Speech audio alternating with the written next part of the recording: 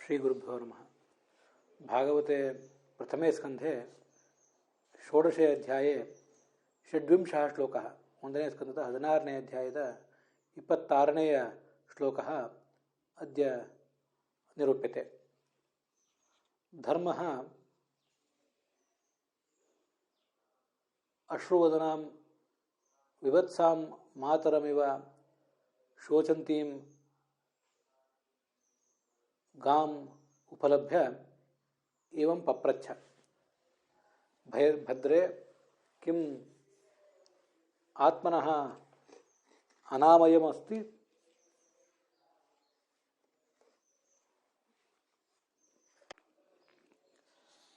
संप्राप्ते अस्मिन् कलियुगे आरक्ष्यमाणाः स्त्रियः दृष्ट्वा किं शोचसि क्षत्रबन्धून् कलिना उपसृष्टान् दृष्ट्वा शोचसि किम् अथवा भूरि भरावतरणाय कृतावतारस्य हरेः अवतार परिसमाप्तिं दृष्ट्वा शोचसि इदं तव आधिमूलं मम आचक्ष्व किं कालेन बलीयसा सर्वमपि तव सौभाग्यं अवलीढमस्ति तदेतत् मम आचक्ष्व. एवं धर्मेण पृष्टा भूः तमाह.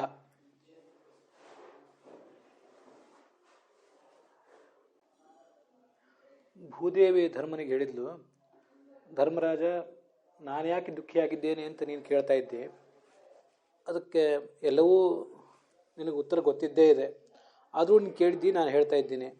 ಇಲ್ಲಿವರೆಗೆ 4 ಕಾಲುಗಳಿಂದ ದೃಢವಾಗಿ ತಲೆ ಎತ್ತಿ ನೀನು ನಡೀತಾ ಇದೆಯಲ್ಲ, ಅದಕ್ಕೆಲ್ಲ ಸ್ವಯಂ ಭಗವಂತನೇ ಕಾರಣ. ಈಗ ನೀನು ನಡೀತಿರುವುದು ಕೇವಲ 1 ಕಾಲಿನ ಮೂಲಕ. ಭಗವಂತ ಸಕಲ ಗುಣ ಸಂಪನ್ನನಾಗಿ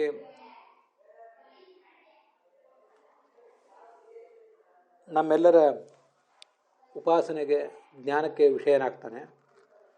ಅವನ ಗುಣಗಳನ್ನು ನಾವು ಅನುಸಂಧಾನಕ್ಕೆ ತಂದುಕೊಂಡು ಅಂಥದೇ ಗುಣಗಳನ್ನು ನಮ್ಮಲ್ಲಿಯೂ ಕೂಡ ವ್ಯಕ್ತ ಮಾಡ್ಕೊಳ್ತೀವಿ.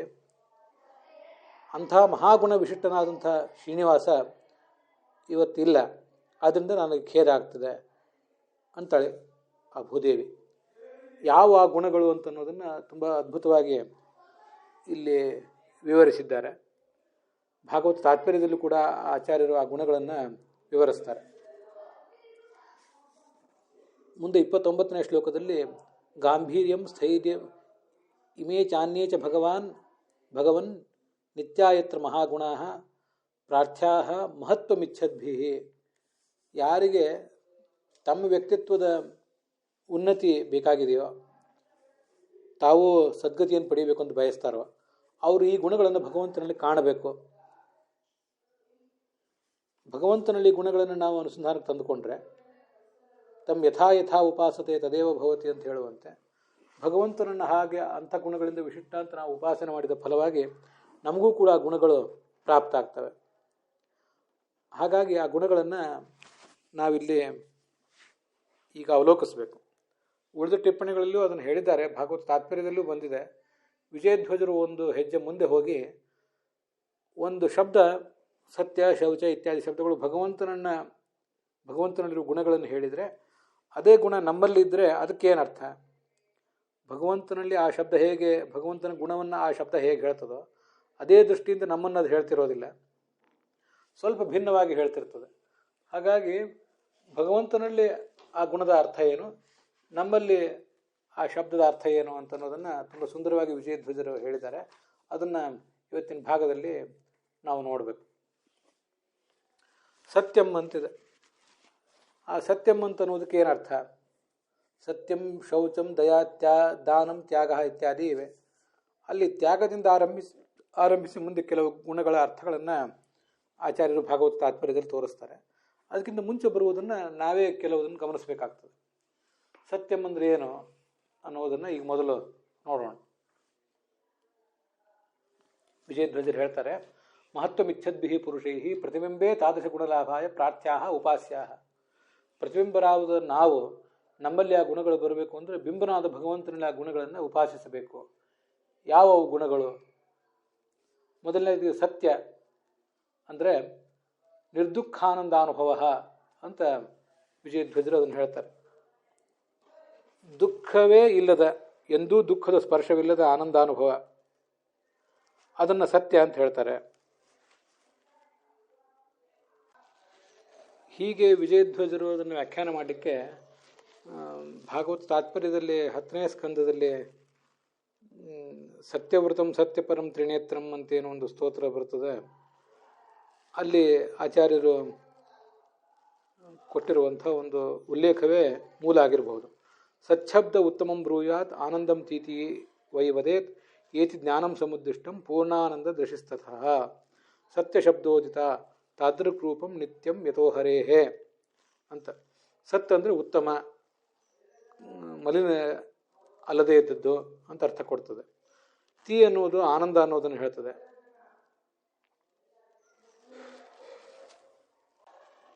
ಯ ಅನ್ನುವುದು ಜ್ಞಾನವನ್ನು ಹೇಳ್ತದೆ.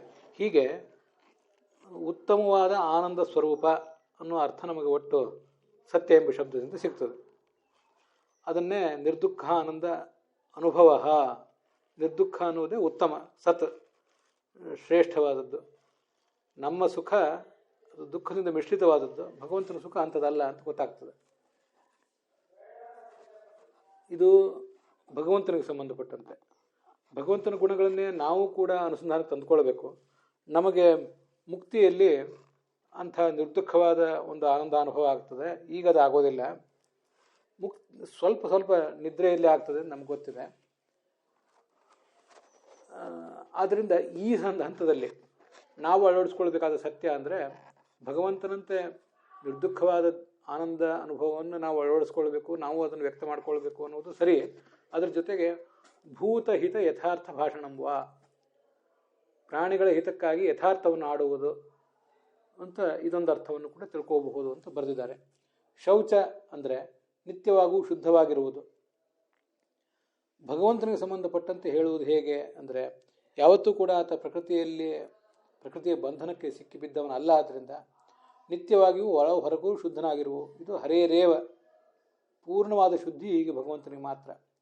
ನಮಗೆಲ್ಲರಿಗೂ ಕೂಡ ಅನ್ಯತ್ರ ಮೃಜ್ಜಲಾಭ್ಯಾಂ ರಾಗರಾಹಿತ್ಯೇನ, ಮಣ್ಣು ನೀರು ಇತ್ಯಾದಿಗಳನ್ನು ತೆಗೆದುಕೊಂಡು ದೇಹವನ್ನು ಶುದ್ಧ ಮಾಡಿಕೊಳ್ಳುವುದು, ಹಾಗೆ ರಾಗದ್ವೇಷಾದಿಗಳನ್ನು ದೂರ ಇಟ್ಟು ಮನಸ್ಸನ್ನು ಸ್ವಚ್ಛ ಮಾಡಿಕೊಳ್ಳುವುದು, ಇದು ನಮಗೆ ಶೌಚ. ದಯಾ ಅಂದರೆ ಸಜ್ಜನೇಶು ಆರ್ತ ಪ್ರಾಣಿಷು ಚಿತ್ತದ್ರವತ್ವಂ, ಸಜ್ಜನರ ಬಗ್ಗೆ, ಯಾರು ದುಃಖಿತರಾಗಿದ್ದಾರೆ ಅಂತ ಜೀವರ ಬಗ್ಗೆ ದಯಾ ಇರುವುದು. ಚಿತ್ತ ದ್ರವತ್ವ, ಮನಸ್ಸು ಕರಗುವುದು ಅಂತ ಅರ್ಥ ಬರೆದಿದ್ದಾರೆ. ಮನಸ್ಸು ಕರಗುವುದು ಅಂತ ನಾವು ಸ್ವೀಕಾರ ಮಾಡಬಹುದು, ಮಾಡದೇ ಇರಬಹುದು. ಅಂತೂ ಅವರನ್ನು ರಕ್ಷಿಸಬೇಕೆಂಬ ಬಯಕೆ. ಉಭಯತ್ರ ಸಮಂ, ಭಗವಂತನಿಗೂ ಇದು ಸಮಾನ, ನಮಗೂ ಸಮಾನ ಅಂತ ನಾವು ತಿಳಿದುಕೊಳ್ಬಹುದು. ದಯಾಭೂತೇಶು ಅಲೋಲಿಕ್ತ್ವಂ ಅಂತ ಭಗವದ್ಗೀತೆಯೂ ಕೂಡ ದಯಾ ಅನ್ನೋದೊಂದು ನಾವು ಅಳವಡಿಸ್ಕೊಳ್ಬೇಕಾದಂಥ ಗುಣ ಅಂತ ವರ್ಣನೆ ಮಾಡಿದೆ. ಮುಂದೆ ನಾವು ನೋಡುವಂಥದ್ದು ದಾನ ಅಂತ. ದಾನ ಅಂದರೆ ಭಕ್ತರು, ಅಭಕ್ತರು ಮತ್ತು ಮಧ್ಯಮರು, ಭಕ್ತರು, ಮಧ್ಯಮರು ಮತ್ತು ಅಭಕ್ತರು, ಇವರಿಗೆ ಸುಖವನ್ನು ಭಕ್ತರಿಗೆ ಕೊಡುವುದು, ಅಭಕ್ತರಿಗೆ ದುಃಖವನ್ನು ಕೊಡುವುದು, ಮಧ್ಯಮರಿಗೆ ಮಿಶ್ರ ಫಲವನ್ನು ಕೊಡುವುದು. ಇದು ಭಗವಂತನ ಗುಣ. ನಮಗೆ ಧರ್ಮಾರ್ಥೆ ಪಾತ್ರೆ ವಿತ್ತ ವಿಶ್ರಾಣನಂ, ಧರ್ಮಕ್ಕಾಗಿ ಪಾತ್ರಾಪಾತ್ರ ವಿವೇಚನೆ ಮಾಡಿ ಧನ ತ್ಯಾಗ ಮಾಡುವುದನ್ನು, ಧನ ವಸ್ತು ಇತ್ಯಾದಿಗಳನ್ನು ಕೊಡುವುದಕ್ಕೆ ದಾನ ಅಂತ ಹೇಳ್ತಾರೆ. ತ್ಯಾಗ ಅಂದರೆ ಭಾಗವತ ತಾತ್ಪರ್ಯದಲ್ಲಿ ಮಿಥ್ಯಾಭಿಮಾನ ವಿರತಿ ತ್ಯಾಗ ಇತ್ಯಭಿಧೀಯತೆ ಅಂತ ಬಂದಿದೆ. ಮಿಥ್ಯಾಭಿಮಾನ ವರ್ಜನಂ ಅಂತ ಆಚಾರ ಅರ್ಥ ಬರೆದಿದ್ದಾರೆ. ಅದಕ್ಕೆ ನಾರಾಯಣ ಅಧ್ಯಾತ್ಮ ಅನ್ನುವ ಕೋಶವನ್ನು ಕೂಡ ಕೊಟ್ಟಿದ್ದಾರೆ. ಹೀಗೆ ಸ್ವಕೀಯ ಬುದ್ಧಿ ಅಪರ ಪರ್ಯಾಯ ಮಿಥ್ಯಾಭಿಮಾನ ಉಜ್ಜತಾ ಅಂತ ವಿಜಯಧ್ವಜರು ಅರ್ಥ ಬರೆದಿದ್ದಾರೆ. ಯಾವುದು ತನ್ನದಲ್ಲವೋ ಅದರ ಬಗ್ಗೆ ತನ್ನದಿದು ಅಂತ ತಿಳ್ಕೊಳ್ಳುವುದು, ಈ ಒಂದು ಆಲೋಚನೆ, ಇದನ್ನೇ ಮಿಥ್ಯಾಭಿಮಾನ ಅಂತ ಹೇಳುವುದು. ಆ ಮಿಥ್ಯಾಭಿಮಾನ ಇಲ್ಲದೇ ಇರುವಿಕೆಯನ್ನೇ ತ್ಯಾಗ ಅಂತ ಹೇಳ್ತಾರೆ. ಇದು ವಿಜಯಧ್ವಜರ ಅಭಿಪ್ರಾಯ. ನಮಗೆ ಜೀವರಿಗೆ ಸಂಬಂಧಪಟ್ಟಂತೆ ತ್ಯಾಗ ಅಂದರೆ ಸನ್ಯಾಸ, ಕಾಮ್ಯಕರ್ಮಗಳನ್ನು ತ್ಯಾಗ ಮಾಡುವುದು, ಅಥವಾ ಬ್ರಹ್ಮಚರ್ಯಾಶ್ರಮ, ವಾನಪ್ರಸ್ಥಾಶ್ರಮ, ಗೃಹಸ್ಥಾಶ್ರಮದ ಬಳಿಕ ಸನ್ಯಾಸವನ್ನೇ ಸ್ವೀಕಾರ ಮಾಡುವುದನ್ನು ಕೂಡ ತ್ಯಾಗ ಅಂತ ನಾವು ತಿಳ್ಕೊಳ್ಬಹುದು. ಯಾದವಾರ್ಯರು ಕೂಡ ಅದನ್ನು ಅಸ್ವಕೀಯೇ ಸ್ವಕೀಯತ್ವ ಭ್ರಮರೂಪ, ಇದು ಅಭಿಮಾನ. ಯಾವುದು ತನ್ನದಲ್ಲವೋ ಅದ್ರ ಬಗ್ಗೆ ತನ್ನದಿದು ಅಂತ ಒಂದು ಭ್ರಮವನ್ನೇ ಅಭಿಮಾನ ಅಂತ ಹೇಳ್ತಾರೆ. ಅದನ್ನು ಬಿಡುವುದು ಅಂತ ತಾತ್ಪರ್ಯ ಆಗ್ತದೆ. ಮುಂದೆ ಸಂತೋಷ ಅನ್ನುವಂಥ ಗುಣದ ಬಗ್ಗೆ ಬಂದಿದೆ. ಸ್ವರೂಪಾನಂದೇನ ಅನ್ಯತ್ರ ಯದೃಚ್ಛಯ ಪ್ರಾಪ್ತ ಭೋಗೇಶು ಅಲಂ ಪ್ರತ್ಯಯ. ಸ್ವರೂಪಾನಂದವನ್ನೇ ಪಾನ ಮಾಡ್ತಿರುವುದರಿಂದ ಇನ್ನು ಯಾವುದೇ ಕಾರಣದಿಂದ ಸಿಕ್ಕಂತಹ ಭೋಗಗಳೇನಿವೆ ಅದರ ಬಗ್ಗೆ ನಮಗಿದು ಬೇಡ, ಸಾಕು ಅನ್ನುವ ಒಂದು ಇಚ್ಛೆ, ಒಂದು ಎಚ್ಚರ, ಇದನ್ನು ಸಂತೋಷ ಅಂತ ಹೇಳಬೇಕು. ಇದಕ್ಕೆ ಭಗವಂತನ ಕುರಿತು ಮತ್ತು ಜೀವನ ಕುರಿತು ಒಂದೇ ಅರ್ಥವನ್ನು ವಿಜಯಧ್ವಜರು ಬರೆದಂತೆ ಕಾಣಿಸ್ತದೆ. ಎದೃಚ್ಛಾ ಲಾಭ ಸಂತುಷ್ಟ ಅಂತ ಭಗವದ್ಗೀತೆಯಲ್ಲಿ ನಾವು ಕೇಳಿರ್ತೀವಿ. ಅಲ್ಲಿ ಎದೃಚ್ಛಾ ಅಂದರೆ ಭಗವಂತನ ಸಂಕಲ್ಪದಿಂದ, ಭಗವಂತನ ಇಚ್ಛೆಯಿಂದ ನಮಗೇನು ಭೋಗ ಸಿಕ್ಕಿದೆ ಅದರಲ್ಲೇ ಸಂತೋಷವನ್ನು ಕಾಣುವುದನ್ನು ಸಂತೋಷ ಅಂತ ನಾವು ಜೀವರಿಗೆ ಸಂಬಂಧಪಟ್ಟು ತಿಳ್ಕೋಬಹುದು. ವಿಜಯಧ್ವಜರು ಹೇಳಲಿಲ್ಲ, ನಾವು ಅರ್ಥ ಮಾಡ್ಕೊಳ್ಬಹುದು. ಮುಂದೆ ಆರ್ಜವ ಅಂತಿದೆ. ಆರ್ಜವ ಅಂದರೆ ವ್ಯವಹಾರೇಶು ಅವಕ್ರತ, ಯಾವುದೇ ವ್ಯವಹಾರ ಮಾಡಿದರೂ ಅಲ್ಲಿ ವಕ್ರ ಬುದ್ಧಿ ಇಲ್ಲದೇ ಇರುವುದು, ಅದನ್ನೇ ಅವಕ್ರತ ಅಂತ ನಾವು ತಿಳ್ಕೊಳ್ಬಹುದು. ದುರ್ಬುದ್ಧಿ ಇಲ್ಲದೆ ಇರುವುದು, ಮನಸ್ಸಿನಿಂದ, ಮಾತಿನಿಂದ, ಕ್ರಿಯೆಯಿಂದ ಏಕರೂಪನಾಗಿರುವುದು ಅಂತ ಅದರ ಅರ್ಥ. ಅದನ್ನು ವಿಜಯಧ್ವಜರು ಬರೀದೇ ಇದ್ದರೂ ಕೂಡ ಯಾದವಾರ್ಯರು ಬರೆದಿದ್ದಾರೆ. ಮನೋ ವಾಕ್ ಕಾಯ ವೃತ್ತಿನಾಂ ಅವೈಪರೀತ್ಯಂ ಅಂತ. ಅದನ್ನೇ ಈಗ ನಿಮ್ಮ ಎದುರಿಗೆ ಹಂಚಿಕೊಂಡಿದ್ದೇನೆ. ಇದ್ರ ಮುಂದೆ ಬರುವಂಥದ್ದು ಶಮಃ ಅಂತ ಶಬ್ದ. ಆರ್ಜವಂ ಅಂತನ್ನುವುದಕ್ಕೆ ಮನಸ್ಸಿ ವಚಸಿ ಚ ಏಕವಿಧತ ಅಂತ ಬರೆದಿದ್ದಾರೆ ವಿಜಯಧ್ವಜರು. ಕಾಯದಿಂದಲೂ ಏಕವಾಗಿರುವುದು ಅಂತ ಯಾದವಾರ್ಯರ ಅರ್ಥ ಬರೆದಿದ್ದಾರೆ. ಇದು ಉಭಯತ್ವ ಸಮಾನಂ, ಜೀವನಿಗೂ ಭಗವಂತನಿಗೂ ಇದು ಸಮಾನ.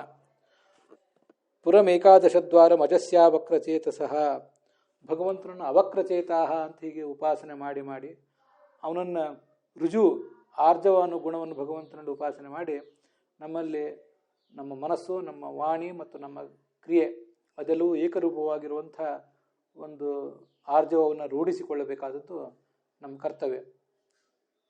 ಶಮಃ ಅಂದರೆ ತಾನೇ ಸ್ವಯಂ ಪ್ರಿಯರೂಪನಾದ್ದರಿಂದ, ಸುಖರೂಪನಾದ್ದರಿಂದ ಇದು ಪ್ರಿಯ, ಇದು ಅಪ್ರಿಯ ಅನ್ನುವಂಥ ಒಂದು ವ್ಯತ್ಯಾಸ, ಅದು ಯಾವುದೇ ಬುದ್ಧಿ ಇಲ್ಲದೇ ಇರುವಿಕೆ ಅಂತ ಹೀಗೆ ಅದರ ತಾತ್ಪರ್ಯ ಆಗ್ತದೆ. ಜೀವರಿಗೆ ಸಂಬಂಧಪಟ್ಟಂತೆ ಬುದ್ಧೇ ಭಗವನ್ನಿಷ್ಠತ, ನಮ್ಮ ಬುದ್ಧಿ ಭಗವಂತನಲ್ಲೇ ಇದ್ದರೆ ಅದಕ್ಕೆ ಕ್ಷಮ ಅನ್ನಬೇಕು. ಭಗವಂತ ಸ್ವಯಂ ಸುಖರೂಪನಾದ್ದರಿಂದ ಅವನಿಗೆ ಇಂಥದ್ದು ಅದು ಪ್ರಿಯ, ಅಂಥದ್ದು ಅಪ್ರಿಯ ಅನ್ನುವಂಥ ವ್ಯತ್ಯಾಸವೇ ಇಲ್ಲ ಅಂತ ಅದನ್ನು ನಾವು ತಿಳ್ಕೊಳ್ಬಹುದು.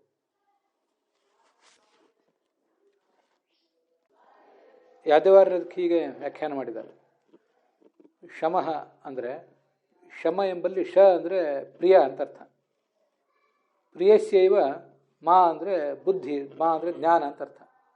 ಪ್ರಿಯಸ್ಯೈವ ಬುದ್ಧಿ, ಯಾವತ್ತೂ ಪ್ರಿಯವನ್ನೇ ಅನುಭವಿಸುವುದು.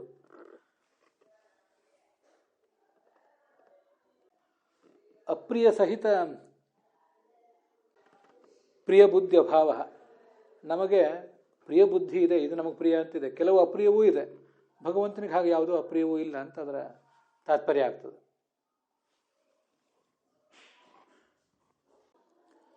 ದಮ ಅಂದರೆ ಇಂದ್ರಿಯಗಳ ಮೇಲಿನ ನಿಗ್ರಹ, ಅದು ಭಗವಂತನಿಗೂ ಜೀವರಿಗೂ ಸಮಾನ.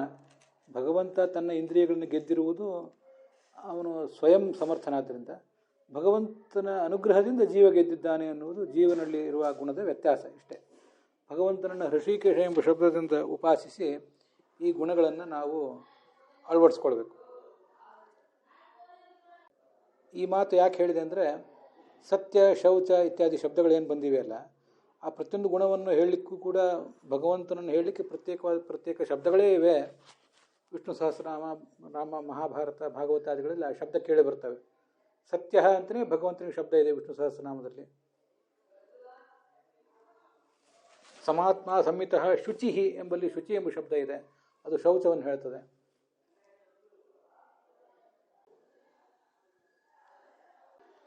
ವಿಷ್ಣು ಸಹಸ್ರನಾಮದಲ್ಲಿ ಎಲ್ಲವೂ ಬಂದಿಲ್ಲದೆ ಇರಬಹುದು, ಬೇರೆ ಬೇರೆ ಕಡೆ ಬಂದಿರ್ತದೆ. ಕರುಣಾಸಾಗರ, ಕರುಣಾಕರ ಅನ್ನುವ ಶಬ್ದ ಭಗವಂತನ ದಯಾಗುಣವನ್ನು ಹೇಳ್ತದೆ.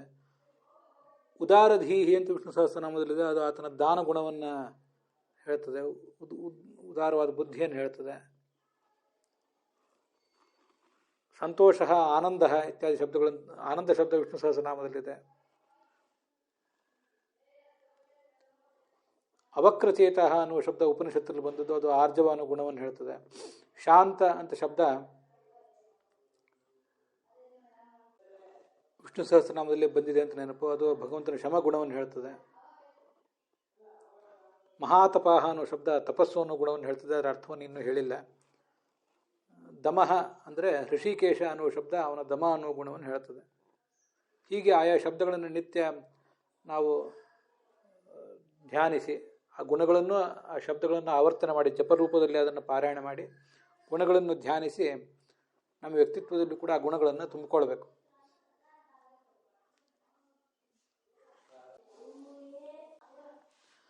ತಪಸ್ಸು ಅಂದರೆ ಆಲೋಚನಾ ಅಂತ ಅರ್ಥ ಬರೆದಿದ್ದಾರೆ ವಿಜಯಧ್ವಜ ತೀರ್ಥರು. ಯುಕ್ತಿಯುಕ್ತವಾದ ಜ್ಞಾನ ಅಂತ ಅದರ ತಾತ್ಪರ್ಯ ಅವರು ಬರೆದಂತೆ ಕಾಣಿಸ್ತದೆ. ಇದೇ ಭಗವಂತನಲ್ಲಿ ಗುಣ ಏನಿದೆ ಅದನ್ನೇ ನಾವು ನಮ್ಮಲ್ಲಿಯೂ ಕೂಡ ಅಳವಡಿಸ್ಕೊಳ್ಬಹುದು, ಯುಕ್ತಿ ಪುರಸ್ಸರವಾದ ಜ್ಞಾನ ಅಂತ. ಅನ್ಯತ್ರ ಕೃಚ್ಛ್ರ ಚಾಂದ್ರಾಯಣ ದ್ಯುಪವಾಸ ನಿಯಮ ಅಂತ ಬರೆದಿದ್ದಾರೆ ವಿಜಯಧ್ವಜರು. ಕೃಚ್ಛ್ರ ಚಾಂದ್ರಾಯಣ ಮೊದಲಾದ ಕಠಿಣ ವ್ರತಗಳನ್ನು ಆಚರಿಸುವುದು, ಇದು ನಮ್ಮ ತ್ಯಾಗ ಅಂತನ್ನೋದು.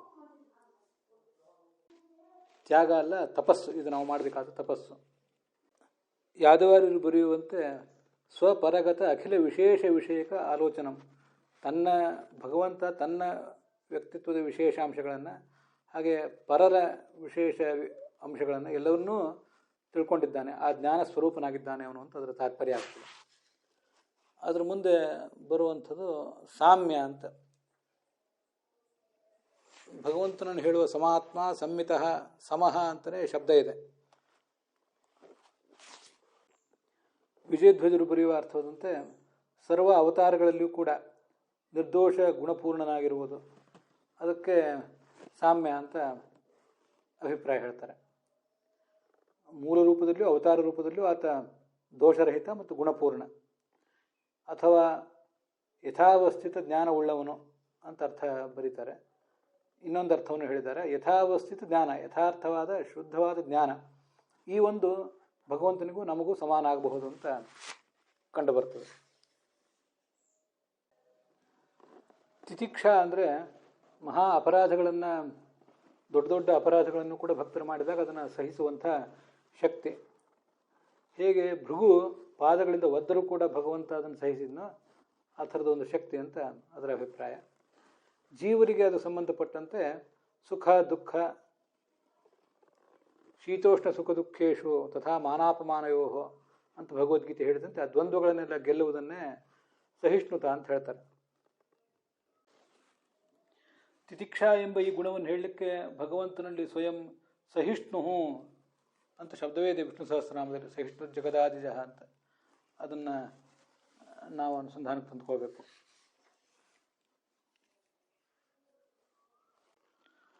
ಉಪರತಿ ಅನ್ನೋ ಶಬ್ದಕ್ಕೆ ವಿಜಯಧ್ವಜರ ಅರ್ಥ ಬರೀತಾರೆ, ಸ್ವರೂಪರತಿ, ತನ್ನ ಸ್ವರೂಪದಲ್ಲೇ ಆಸಕ್ತನಾಗಿರುವುದು. ಸ್ವೇ ಮಹಿಮ್ನಿ ಪ್ರತಿಷ್ಠಿತ, ಪ್ರಾಯ ಬೇರೆ ಯಾರನ್ನೂ ಅವಲಂಬಿಸಿಲ್ಲ ಅಂತನ್ನುವುದು ಆತನ ಮಹತ್ವವನ್ನು ಹೇಳುತ್ತದೆ ಅಂತ ಕಾಣಿಸ್ತದೆ. ಮತ್ತೊಂದು ಅರ್ಥ ಬರೀತಾರೆ, ಓಹೋ ಪತಿ ಉಪಹ ಮುಖ್ಯ ಪ್ರಾಣ ತಸ್ಮಿನ್ ರತಿ ವಾ. ಉ ಅಂದರೆ ರುದ್ರ, ಆ ರುದ್ರನಲ್ಲಿ, ಆ ರುದ್ರನಿಗೂ ಪತಿಯಾದವನು ಮುಖ್ಯ ಪ್ರಾಣ, ಅವನ ಬಗ್ಗೆ ವಾತ್ಸಲ್ಯ ಇದ್ದ ಭಗವಂತನನ್ನು ಉಪರತ ಅನ್ಬೇಕು, ಅವನ ಆ ಗುಣಕ್ಕೆ ಉಪರತಿ ಅಂತ ಹೇಳ್ತಾರೆ. ಜೀವರಿಗೆ ಸಂಬಂಧಪಟ್ಟಂತೆ ಕಾಮ್ಯಕರ್ಮ ನಿವೃತ್ತಿ, ಕಾಮ್ಯಕರ್ಮಗಳಿಂದ ದೂರ ಇರುವುದು, ಸಕಾಮ ಕರ್ಮದಿಂದ ದೂರ ಇರುವುದು ಅಂತ ಅರ್ಥ ಆಗ್ತದೆ. ಅಥವಾ ವ್ಯರ್ಥ ಸರ್ವ ವ್ಯವಹಾರ ಉಪರಮೋವ. ಜೀವರಾದವರು ಎಲ್ಲ ವ್ಯರ್ಥವಾದ ಕ್ರಿಯೆಗಳಿಂದ ದೂರ ಇರ್ತಾರೆ ಅಂಥ ಗುಣ ಅಂತಲೂ ಹೇಳ್ಬೋದು. ಅದು ಭಗವಂತನಿಗೂ ಹೇಳ್ಬೋದು, ಜೀವನಿಗೂ ಹೇಳ್ಬೋದು ಅಂತ ಅನ್ನಿಸ್ತದೆ. ಉಪರತಿ ಅಂದರೆ ವಿಶೇಷ ಅಲಂಬುದ್ಧಿ, ವಿಷಯ ಪದಾರ್ಥಗಳ ಸೇವನೆ ಸಾಕಿನ್ನು ಅಂತ ಅನಿಸುವುದು. ಹೂ ಅಂದರೆ ರುದ್ರ, ಅವನು ಪಾಲಿಸುವ ಮುಖ್ಯ ಪ್ರಾಣ, ಅವನಲ್ಲಿ ವಾತ್ಸಲ್ಯ ಇದ್ದವನು ಅನ್ನೋ ಅರ್ಥವನ್ನು ವಿಜಯಧ್ವಜರು ಕೂಡ ಬರೆದಂತೆ ಯಾದವಾರರು ಕೂಡ ಬರೆದಿದ್ದಾರೆ. ಮುಂದೆ ಶ್ರುತ ಅನ್ನುವ ಶಬ್ದ ಇದೆ. ಆ ಶ್ರುತ ಎಂಬ ಶಬ್ದಕ್ಕೆ ಸರ್ವತ್ರ ಶ್ರವಣ ಶಕ್ತಿ, ಎಲ್ಲವನ್ನು ಕೇಳುವ ಶಕ್ತಿ ಇರುವವನು. ಶ್ರುತಿ ಪ್ರಸಿದ್ಧತಾವ, ಶ್ರುತಿಗಳಲ್ಲಿ ಪ್ರಸಿದ್ಧ, ಶ್ರುತಿ ಸ್ಮೃತಿ ಪುರಾಣಗಳಲ್ಲಿ ಇವನೇ ವರ್ಣಿತನಾಗಿರುವುದು, ಆ ಅರ್ಥವನ್ನು ಕೂಡ ತಿಳ್ಕೊಳ್ಬಹುದು. ಜೀವನಿಗೆ ಸಂಬಂಧಪಟ್ಟಂತೆ ಶ್ರುತ ಶಾಸ್ತ್ರಾರ್ಥ ತಾತ್ಪರ್ಯ ಅವಧಾರಣ, ಶಾಸ್ತ್ರಗಳ ತಾತ್ಪರ್ಯವನ್ನು ಸರಿಯಾಗಿ ತಿಳಿದಿರುವುದು ಮುಖ್ಯ ಅಂತ ಆ ಒಂದು ಅರ್ಥವು ಕೂಡ ಬರ್ತದೆ. ಶ್ರುತ ಅಂದರೆ ಉಪಕ್ರಮಾದಿನ ಶಾಸ್ತ್ರ ತಾತ್ಪರ್ಯ ಜ್ಞಾನ, ಉಪಕ್ರಮ, ಉಪಸಂಹಾರ ಇತ್ಯಾದಿ ತಾತ್ಪರ್ಯ ಲಿಂಗಗಳನ್ನು ಅವಲಂಬಿಸಿ ಶಾಸ್ತ್ರಗಳ ತಾತ್ಪರ್ಯವನ್ನು ತಿಳ್ಕೊಳ್ಳುವುದು ಅಂತ ಅರ್ಥ ಇದು ಯಾದವಾರ್ಯರ ವ್ಯಾಖ್ಯಾನದಲ್ಲಿ ಕಾಣಿಸ್ತದೆ. ಮುಂದೆ ಜ್ಞಾನಂ ಅನ್ನುವ ಶಬ್ದ ಇದೆ. ಜ್ಞಾನಂ ಅಂದರೆ ಸರ್ವಜ್ಞತ. ಇದು ಭಗವಂತನಿಗೆ ಸಂಬಂಧಪಟ್ಟಂತೆ, ಎಲ್ಲ ದೃಷ್ಟಿಯಿಂದಲೂ ಸರ್ವಜ್ಞ, ಯಾವ ಕಾಲಕ್ಕೂ ಸರ್ವಜ್ಞ, ಇಂದು ಮುಂದೆ ಎಲ್ಲ ಕಾಲಕ್ಕೂ. ಜೀವರಿಗೆ ಸಂಬಂಧಪಟ್ಟಂತೆ ಮೊದಲು ಪರೋಕ್ಷ ಜ್ಞಾನವನ್ನು ಸಂಪಾದನೆ ಮಾಡ್ತಾರೆ, ಆಮೇಲೆ ಅಪರೋಕ್ಷ ಜ್ಞಾನವನ್ನು ಸಂಪಾದನೆ ಮಾಡ್ತಾರೆ. ಇಂಥ ಜ್ಞಾನವನ್ನು ಪಡೆಯುವುದು ಅಂತ ವಿಜಯಧ್ವಜರ ತಾತ್ಪರ್ಯ ಇದೆ. ಯಾದವಾರ್ಯರ ವ್ಯಾಖ್ಯಾನದಲ್ಲಿ ಸರ್ವ ಸಾಕ್ಷಾತ್ಕಾರ ರೂಪಂ ಅಂತ ಇಷ್ಟು ಮಾತ್ರ ಕಂಡು ಬರ್ತದೆ. ಅದಾದ ಬಳಿಕ ಇರುವಂಥ ಶಬ್ದ ವಿರಕ್ತಿ ಅಂತ. ವಿರಕ್ತಿ ಅಂದರೆ ಶ್ವೇತರ ವಿಷಯ ಅಸಾರತಾ ಬುದ್ಧಿ. ಭಗವಂತ ವಿರಕ್ತ ಹೇಗೆ ಅಂದರೆ ಅವನು ತನ್ನನ್ನು ಬಿಟ್ಟು ಇನ್ನು ಸಮಸ್ತ ಪ್ರಪಂಚವೂ ಕೂಡ ಅಸಾರವಾದದ್ದು, ಶ್ರೇಷ್ಠವಲ್ಲ, ತನಗಿಂತಲೂ ಕೆಳಗಿರುವಂಥದ್ದು ಅನ್ನುವಂಥ ಎಚ್ಚರವುಳ್ಳವನವನಾಗಿರ್ತಾನೆ. ಅವನನ್ನು ಹೇಳುವಂಥ ಶಬ್ದ ಅದು.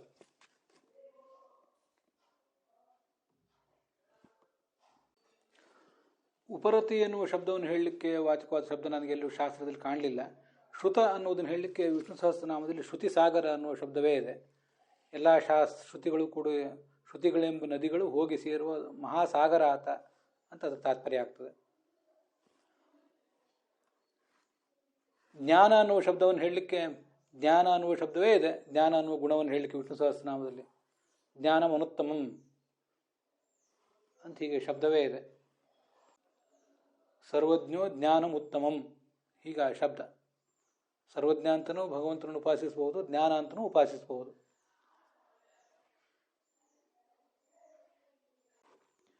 ವಿರಾಮ ಅಂತ ಒಂದು ಶಬ್ದ ಇದೆ ವಿಷ್ಣು ಸಹಸ್ರನಾಮದಲ್ಲಿ.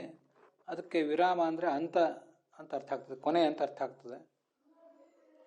ಅದನ್ನು ನಾವು ಉಪರತಿ ಅನ್ನೋದಕ್ಕೆ ಸಮಾನವಾಗಿ ಮತ್ತು ವೈರಾಗ್ಯ ಅನ್ನೋದಕ್ಕೆ ವೈರಾಗ್ಯ ಮತ್ತು ಉಪರತಿ ಎಂಬ ಗುಣಗಳಿಗೆ ವಾಚಕವಾಗಿ ವಿರಾಮ ಅನ್ನುವ ಶಬ್ದವನ್ನು, ವಿರಾಮ ಎಂಬ ನಾಮವನ್ನು ಭಗವಂತನಿಗೆ ವಾಚಕವಾಗಿ ನಾವು ಉಪಾಸಿಸಬಹುದು. ಐಶ್ವರ್ಯ ಅಂತ ಇನ್ನೊಂದು ಗುಣ.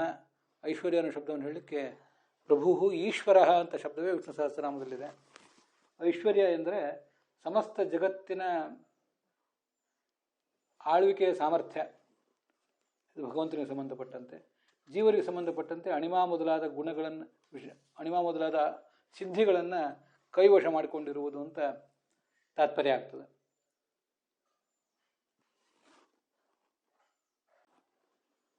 ಮುಂದಿನ ಗುಣವನ್ನು ಹೇಳಲಿಕ್ಕೆ ಶೌರ್ಯ ಅನ್ನೋ ಗುಣವನ್ನು ಹೇಳಲಿಕ್ಕೆ ಶೂರ ಎಂಬ ನಾಮವೇ ವಿಷ್ಣು ಸಹಸ್ರನಾಮದಲ್ಲಿ ಕಂಡುಬರ್ತದೆ.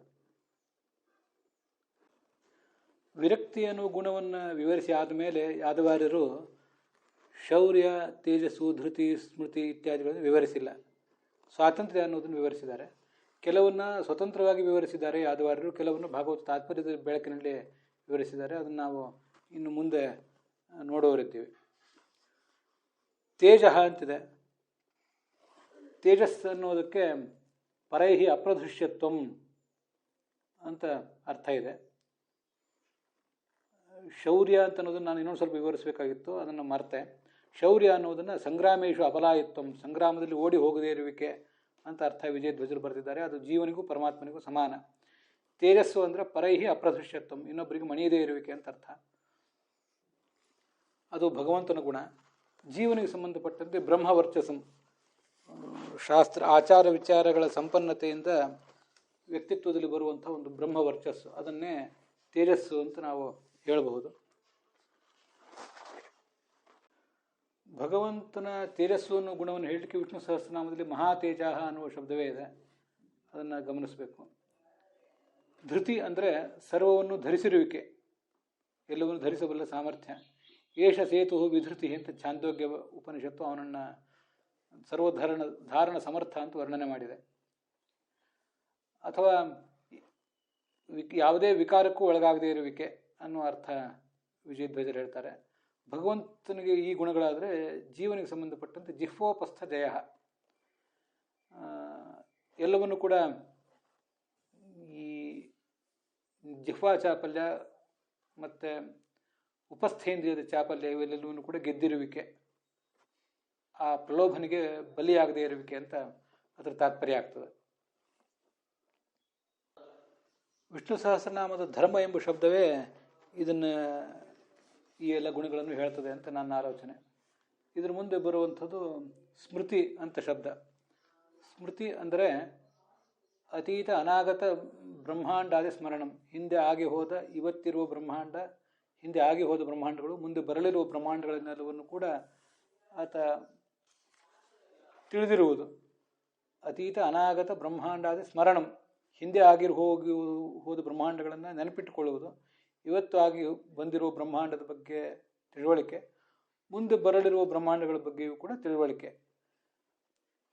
ಇದು ಭಗವಂತನಿಗೆ ಸಂಬಂಧಪಟ್ಟಂತೆ.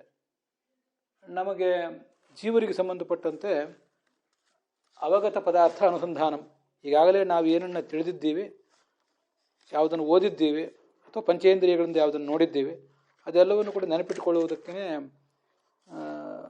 ಸ್ಮೃತಿ ಅಂತ ಹೇಳ್ತಾರೆ ಅನ್ನೋದನ್ನು ನಾವು ತಿಳ್ಕೊಳ್ಬೇಕು. ಈ ಸ್ಮೃತಿ ಮೊದಲಾದ ಕೆಲವು ಶಬ್ದಗಳನ್ನು ಹೇಳುವ ಒಂದು ಶಬ್ದ ಏನಾದರೂ ವಿಷ್ಣು ಸಹಸ್ರನಾಮದಲ್ಲಿ ಬರದೇ ಹೋದರೆ ಆಯಾ ಶಬ್ದಗಳಿಂದಲೇ ಭಗವಂತನನ್ನು ಉಪಾಸಿಸಬಹುದು. ಸ್ಮೃತಿ, ಧೃತಿ ಇತ್ಯಾದಿಗಳಿಂದಲೇ ಭಗವಂತನನ್ನು ಉಪಾಸಿಸಬಹುದು.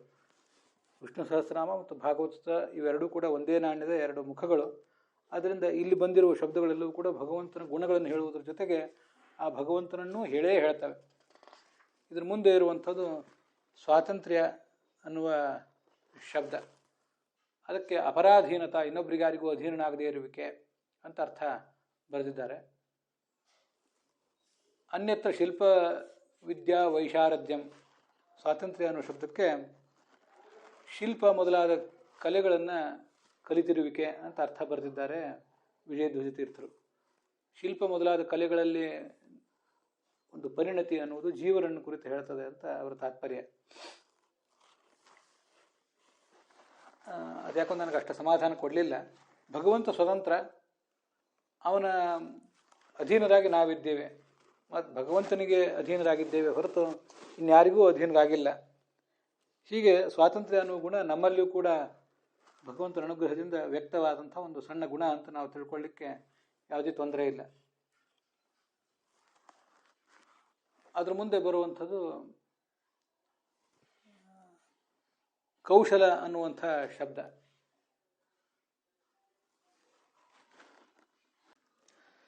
ಈ ಪುಸ್ತಕಗಳಲ್ಲಿ ಮುದ್ರಣದ ಕೆಲವು ಸಮಸ್ಯೆಗಳಿಂದಾಗಿ ನಾನು ಸ್ವಲ್ಪ ಇಲ್ಲಿ ಎಡವುವುದಾಯಿತು. ಅದನ್ನು ಮತ್ತೊಂದು ಸರಿ ವಿವರಿಸಿ ಹೇಳ್ತೇನೆ. ನೀವು ನಿಮ್ಮ ಎದುರಿಗೆ ಕೆ ಟಿ ಪಾಂಡುರಂಗಿ ಆಚಾರ್ಯರಿಂದ ಸಂಪಾದಿತವಾದ ವಿಜಯಧ್ವಜರ ಪುಸ್ತಕ ಏನಾದರೂ ಇಟ್ಕೊಂಡಿದ್ರೆ ಅದರಲ್ಲಿ ಸ್ವಲ್ಪ ತಿದ್ದುಪಡಿಗಳನ್ನು ಮಾಡಿಕೊಳ್ಬೇಕು. ಸ್ವಾತಂತ್ರ್ಯ ಅಂದರೆ ಅಪರಾಧೀನತ್ವ ಅಂತ ಅರ್ಥ. ಅನ್ಯತ್ರ ಶಿಲ್ಪವಿದ್ಯಾ ವೈಶಾರದ್ಯಂ ಅಂತ ಬರೆದಿದ್ದಾರೆ. ಅದರ ನಡುವೆ ಕೆಲವು ವಾಕ್ಯಗಳು ಲುಪ್ತಾಗಿ ಹೋಗಿವೆ. ನನಗೇನೋ ಸಂಶಯ ಬಂದು ನಾನು ವಿಜಯಧ್ವಜಿಯ ಪಾಠದ ಕೆಲವು ಬೇರೆ ವರ್ಷನ್ಗಳನ್ನು ಗಮನಿಸಿದಾಗ ನನಗೆ ಹೀಗೆ ಕಂಡು ಬಂತು. ಭಗವಂತನಿಗೆ ಸ್ವಾತಂತ್ರ್ಯ ಅಂದರೆ ಇನ್ನೊಬ್ಬರ ಅಧೀನನಾಗದೇ ಇರುವಿಕೆ. ಜೀವನಿಗೆ ಸ್ವಾತಂತ್ರ್ಯ ಅಂದರೆ ಸ್ವತಂತ್ರ ವಿಷ್ಣು, ಅದನ್ನು ಅವನ ಅಧೀನ ನಾನು ಅನ್ನುವ ಎಚ್ಚರ. ಅದನ್ನು ನಾನು ಈಗಾಗಲೇ ನನ್ನ ಬುದ್ಧಿಯಿಂದ ಪರ್ಯಾಲೋಚನೆ ಮಾಡಿ ಹೇಳಿದೆ. ಕುಮಾರಿ ಕಂಕಣವತಿ ಏಕಾಕಿತ್ವಂಬ ಭಾಗವತದಲ್ಲಿ ಮುಂದೆ 11ನೇ ಸ್ಕಂದದಲ್ಲಿ ಬರ್ತದಲ್ಲ, ಅನೇಕ ಜನ ಗುರುಗಳು ನಮಗೆ ಇದ್ದಾರೆ ಅಂಥೇಳಿ. ಅದರಲ್ಲಿ ಕುಮಾರಿಯೊಬ್ಬಳು ಭತ್ತ ಕುಟ್ಟುವಾಗ ಕಂಕಣವನ್ನು ಎರಡೆರಡು ಕಂಕಣಗಳನ್ನು ಧರಿಸಿದ್ಲು. ಕಂಕಣಗಳು ಪರಸ್ಪರ ಸಂಘರ್ಷಿಸಿ ಶಬ್ದ ಉಂಟು ಮಾಡ್ತಾ ಇದ್ವು. ಆಗ ಆಕೆ ಸಂಘರ್ಷಕ್ಕೆ ಎರಡೆರಡು ಬಳೆಗಳಿರುವುದೇ ಕಾರಣ ಅಂತ ಬಳೆಗಳನ್ನೆಲ್ಲ ತೆಗೆದಳು ಅಂತ ಕೇಳಿ ಬರ್ತದಲ್ಲ. ಏಕಾಂಗಿಯಾಗಿದ್ದರೆ ಯಾವುದೇ ದೈಹಿಕ ಬೌದ್ಧಿಕ ಸಂಘರ್ಷ ಇರುವುದಿಲ್ಲ. ಹೀಗೆ ಸ್ವತಂತ್ರತೆ ಅಂದರೆ ಏಕಾಂಗಿಯಾಗಿರುವಿಕೆ ಅಥವಾ ಭಗವಂತನ ಅಧೀನನಾಗಿರುವಿಕೆ, ಇದೇ ಸ್ವತಂತ್ರತ್ವ. ಭಗವಂತ ಸ್ವತಂತ್ರನಾಗಿರುವುದು ಅವನು ಇನ್ನೊಬ್ಬರಿಗೆ ಅಧೀನನ ಅಲ್ಲ. ಆದ್ದರಿಂದ ನಾವು ಸ್ವತಂತ್ರನಾಗಿರುವುದು ಸ್ವಶಬ್ದವಾಚ್ಯನಾದ ಭಗವಂತನಿಗೆ ಅಧೀನರಾಗಿರುವುದರಿಂದ ಅಂತ ಅರ್ಥ ಆಗ್ತದೆ. ಕೌಶಲಂ ಅಂದರೆ ಸರ್ವಕರ್ಮಣಿ ವೈಚಿತ್ರ್ಯ ಬುದ್ಧಿ, ಎಲ್ಲ ಕೆಲಸಗಳನ್ನು ಮಾಡಲಿಕ್ಕೂ ಕೂಡ ಒಂದು ಅಸಾಧಾರಣ ಸಾಮರ್ಥ್ಯ, ವಿಶಿಷ್ಟವಾದ ಒಂದೊಂದು ಕೆಲಸವನ್ನು ಮಾಡಲಿಕ್ಕೆ ಒಂದೊಂದು ಶಕ್ತಿ ಇರುವಿಕೆ. ಇದನ್ನು ನಾವು ಬೇರೆ ಕಡೆ ಎಲ್ಲ ನೋಡಿದ್ದೀವಿ. ಬಹುಚಿತ್ರ ಜಗದ್ಬಹುಧಾ ಕರಣಾತ್ ಪರಶಕ್ತಿ ಅನಂತ ಗುಣ ಪರಮಃ ಅಂತ. ಅತ್ಯಂತ ವಿಚಿತ್ರವಾದ ಬೇರೆ ಬೇರೆ ವಸ್ತುಗಳನ್ನು, ಬೇರೆ ಬೇರೆ ಜಡಗಳನ್ನು, ಬೇರೆ ಚೇತನಗಳನ್ನೆಲ್ಲ ಭಗವಂತ ಸೃಷ್ಟಿ ಮಾಡ್ತಿದ್ದಾನಲ್ಲ, ಆದ್ದರಿಂದ ಅವನ ಶಕ್ತಿಯು ಕೂಡ ಅನಂತ ಅಂತ ಗೊತ್ತಾಗ್ತದೆ. ಇದು ಕೌಶಲ ಅನ್ನುವ ಗುಣ ಅಂತ ನಾವು ತಿಳ್ಕೊಳ್ಬಹುದು. ಜೀವರಿಗೆ ಸಂಬಂಧಪಟ್ಟಂತೆ ಕೌಶಲ ಅಂದರೆ ಶಿಲ್ಪ ಮೊದಲಾದ ವಿದ್ಯಾಗಳಲ್ಲಿ ವಿಶಾರದತೆ, ಪಾಂಡಿತ್ಯ, ಇದು ಕೌಶಲ. ವ್ಯಾಕರಣದಲ್ಲಿಯೂ ವೇದಾಂತದಲ್ಲಿಯೂ ಶಾಸ್ತ್ರಗಳಲ್ಲಿಯೂ ಕೌಶಲ. ಹಾಗೆ ಮನೆ ಕೆಲಸಗಳು, ಶಿಲ್ಪಕಲೆಗಳು, ಫೈನ್ ಆರ್ಟ್ಸ್ ಅಂತ ಏನು ಹೇಳ್ತೀವಿ ಅವುಗಳಲ್ಲಿ ಕೌಶಲ, ಅದನ್ನು ಕೂಡ ನಾವು ಕೌಶಲ ಅಂತ ತಿಳ್ಕೊಳ್ಬಹುದು. ಕೌಶಲ ಅಂದರೆ ಸರ್ವಕ್ರಿಯಾಸು ನಿಪುಣತ ಅಂತ ಅರ್ಥ ಬರೆದಿದ್ದಾರೆ ಯಾದವಾರ್ಯರು. ಇಲ್ಲಿಗೆ ಇವತ್ತಿನ ಈ ಭಾಗ ಸಮಾಪ್ತವಾಗಿದೆ. ಇನ್ನೂ ಮುಂದಿನ ಗುಣಗಳನ್ನು, ಗುಣವಾಚಕವಾದ ಶಬ್ದಗಳನ್ನು ನಾವು ಗಮನಿಸಬೇಕು. ಅದನ್ನು ನಾಳೆ ದಿವಸ ನೋಡೋಣ.